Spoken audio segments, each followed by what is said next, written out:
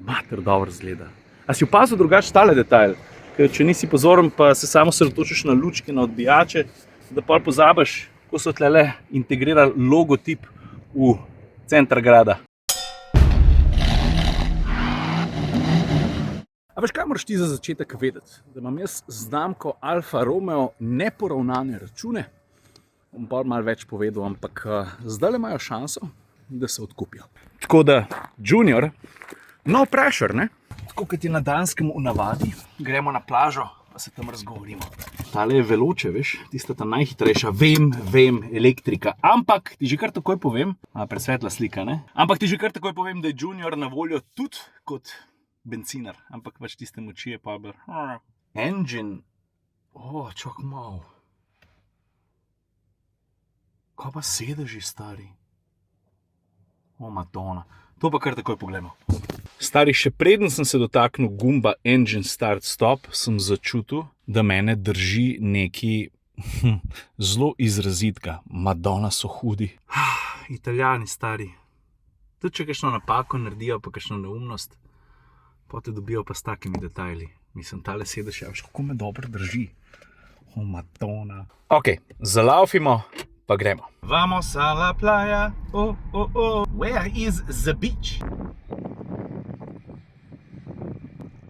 Ok, jaz mislim, da bo tukaj čisto v redu.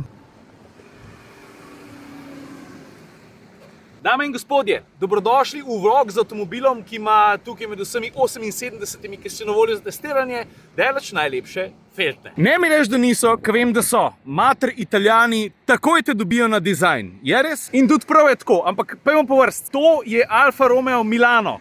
Bila en dan.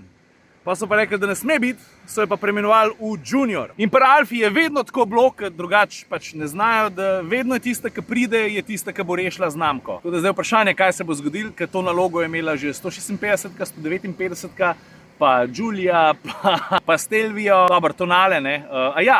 Ker smo že pri Alfa Romeo Tonale. To je tista mal zamera, o kateri sem govoril na začetku tega vloga. A veš, v čem je hec? Hočeš, nočeš, Alfa je tista znamka, katere sloves je tako ali pa drugače, ne glede na tip avtomobila oziroma na vrsto avtomobila, ki ga dajo ven, tesno povezan z voznimi lastnostmi, z vozno dinamiko. In zato so pričakovanja v povezavi z Juniorjem še toliko večja. Pač Tonale se ni tako peljal, kot bi se moral, ne. Jure je rekel, veš, manekenke so super, če pa ne znajo hoditi, pa na pisti, nimajo kaj iskati. Je res, Jure je takrat dobro povedal, da manekenke, ne, je fajn, če dobro izgledajo, ampak morajo znati pa tudi hoditi. In Tonale je tukaj ostal mal dolžen, tako da zdaj mora pa tale popraviti okus in naj ti povem. In do teh informacij nisem prišel na pesku, ne, zato ker tukaj vozne dinamike ne moreš ocenjevati. Z Juniorjem sem naredil kar nekaj kilometrov tudi na navadni cesti in z veseljem poročam, da so pri Alfi držali besedo in naredili avto, ki se pelje krasno. No in ravno v povezavi z voznimi lastnostmi ti bom povedal eno zgodbico, vmes se pa sprehodimo naokrog, da si jo boste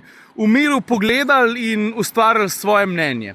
Veš, Sebastian Plevnjak je Alfa Romeo Junior vozil že pred časom. In koliko samozavestna je bila Alfa v to, kar so pripravili, kar se tiče podvozja, je predvsem to, da so Sebata in še ostalih nekaj novinarjev povabili v testni center Baloko. Gre za famozni testni center, katerega asfalt so brusili že, mislim, vse živo se tam dogaja. To je zdaj testni poligon grupe Stellantis. No, ampak in ta Baloko ima že kar legendaren status. Tam so se pilile vozne lastnosti, vse živo se je tam dogajalo. Fiati, Ferrari, Maserati, Alfa Romeo, Lancia in tako naprej so tam puščale gume in tam se je delala tista čarovnija, ki je te italijanske avtomobile delala tako impresivne tudi na cesti. In veš, kaj so naredili Italijani? Veš, kaj je naredila Alfa? Pri Alfi so rekli, a dovolite, da vam damo Juniorja zapeljati na delu testnega poligona, kamor ni še nikoli stopil noben avtomobilski novinar. Folk je mal debel pogledal, gre za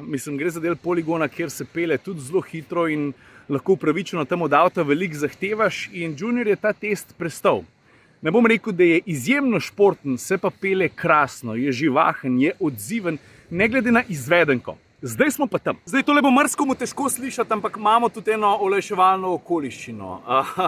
Junior je na voljo s 3 različnimi pogoni, 2 od teh sta električna. Ampak, calm down, začne se vse skupaj z bencinarjem, 1-2 mašina, bencinski trivaljnik, ki ga Stellantis ponuja tudi seveda v drugih avtomobilih in ta ponud 100 kW, 136 konjev.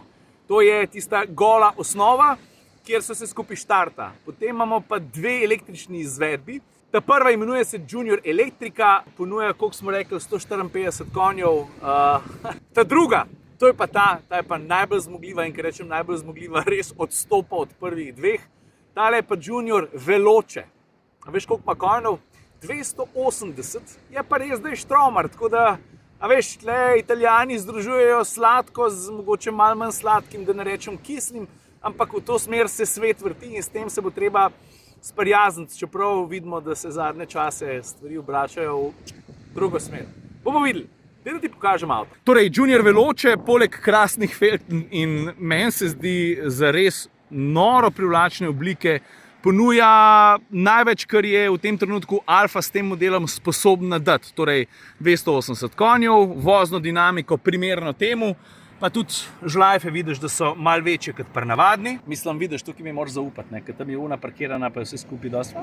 In seveda k temu spada tudi primerno opremljen interjer, katerega ključen del so sedeži, ki sem jih začutil pa pokazal že na začetku tega vloga. Sicer pa veliko temne kombinacije z veliko prešitimi elementi, rdeči šivi so seveda sestaven del tega, to od Alfe že poznam. Ambient je zares krasen, ta vse prisotnost športnosti je tako očitna, Alcantara tukaj pa na armaturni plošči, na sedežih, na vrh in na spodnjem delu volana. Italijani znajo, je pa res, da pa prepoznaš neke druge znake tega Stellantis koncerna, ko zagledaš tale sredinski greben, pa tole stikalo za zbiranje smeri vožnje, pa pač spremljajoča stikala, s katerimi zbiraš, ne vem, drive mode in tako naprej. To so vozni programi, razpolagamo pa se vidiš Dynamic, Natural pa Advanced Efficiency. Zdaj vse to, kar sem ti pokazal pa povedal, ne bi bilo nič čudnega, če bi me vprašal Cirila, pa je to ene vrste električen hot hatch. Mislim, zakaj pa ne? Konjev ima dost, zgleda hudo, zici so ta pravi, bremze tudi. Tale Alfa je lahko hot hatch, je pa res, da če bi hotela pa povsem upravičiti to, bi moralo biti pa podvozje še malo bolj čvrsto, ampak ne me narobe razumeti. Na cesti je to ta prava Alfa. Vozniki boste prišli na svoj račun, sam najbrž v večini primerov s pomočjo elektrike. Kakšna je pa cena? A veš, da jo še ne vem. Če jo vem, oziroma sem izvedel, sem ti jo sem napisal, če ne, bo treba pa še malo počakati. Ne pozab, mi smo med prvimi, ki vozimo te avtomobile. Tako da, veš, cene pa pridejo na konc, ker se naši v Sloveniji spogajajo z Italijani oziroma z lastniki, s Stellantisom.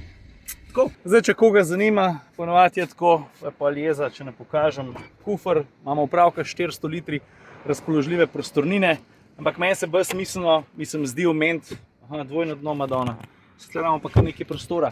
Bolj smiselno se mi zdi pogovoriti o tem, kako bo z dosegom, to se pravi, ne glede na to, katero električno, če boste gledali električno, zberete, boste imeli kapaciteto baterije, se mi zdi, da 54 kWh. Zdaj je tista, ki je elektrika, to se pravi, ta manj zmogljiva 154 konji, bo ponujala dosege tam za dobrih 400 km, medtem ko pri Veloceju to se skupaj pade na, dajmo reči, od oka 350. In to so tudi vse te glavne številke, s katerimi v tem trenutku še lahko postrežem, pa to je tudi cajt, da se počasi poslovimo, ker je dosti več, zdajle nimam za povedati, pa še kakšen vlog moram posneti. Danes jih šopam starih, hočem čim več vsebine domov prinesti. Mater, dobro zgleda.